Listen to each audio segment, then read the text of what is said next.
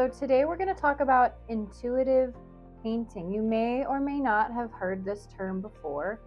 So what it is a process-driven, spontaneous approach to art where the focus is on expression, not on perfection. We just talked about embracing mistakes, and this is kind of an add-on and a foot stomp to that same concept, but in action.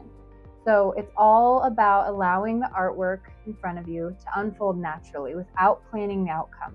Not every single time. This is not something you have to do constantly, but it encourages you to let go of the inner critic and follow your instincts, trusting the process of creation. So, as I was saying, you don't have to create this way all the time. Obviously, sometimes you need to have a plan, you have a reference photo, you have a vision of, okay, I'm going to learn or practice this concept today, and it's a planned out day. I am bringing this concept of intuitive painting to you as a additional way of painting to bring into your regular practice so that you can let go of some of those restraints every now and then and just have fun and just see where the paint takes you. Okay, so it's an important addition into your regular creative flow. And that's the concept or the preface I want to make before we get in. So the benefits of intuitive painting. There's freedom from judgment, allows you to express yourself without worrying about whether the work is right or wrong. We've gone through a lot of learning through this course of, all right, here's the correct composition, here's the rule of thirds, here's this or this or this.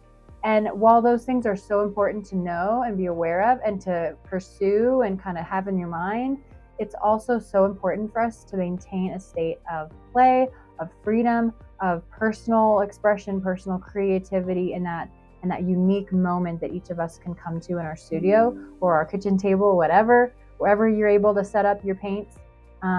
It's so important to make sure that we prioritize this on a scale of like routinely. It doesn't have, like I said, it doesn't have to be daily, it doesn't have to be weekly. Just now and then come back to the childlike love of art and just play. It can unlock creativity, it can unlock ideas.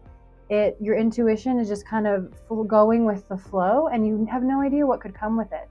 I think this is a great tool for just staying excited about painting because you have no idea what will happen. You know, you could do an entire painting with just a palette knife and you're just putting on rough texture and the colors are mixing in unexpected ways and you're just kind of following your heart. It sounds kind of woohoo, but it's true. It's so important for us as artists to get into this mental state every now and then.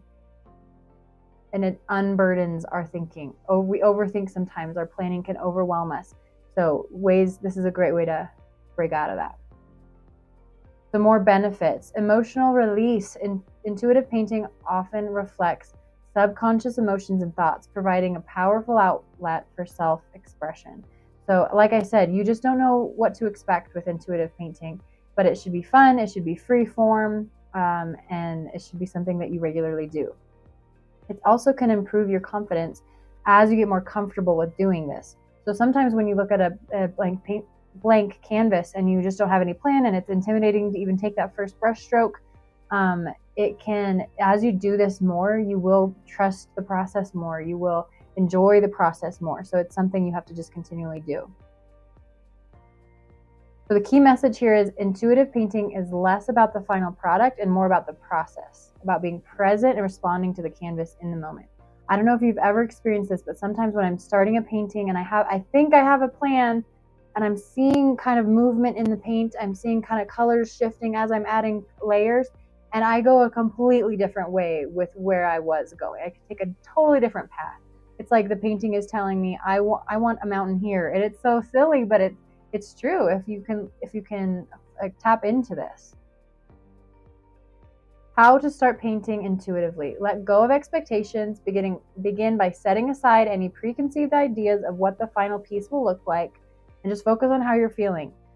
Let your mood kind of dictate it. If you're just feeling kind of down, the weather's down, it's winter time, whatever, you kind of paint something that's a little more moody. Or maybe you're on a really happy, bright day, and the colors are just vibrant and beautiful. So kind of look inward and see and follow that a little bit as you go.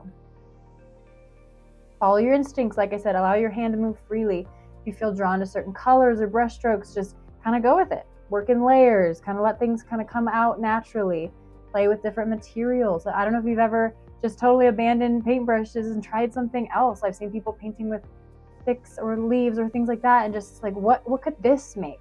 Random things around the house I would just like find and be like, oh, I wonder what kind of detailing that would make.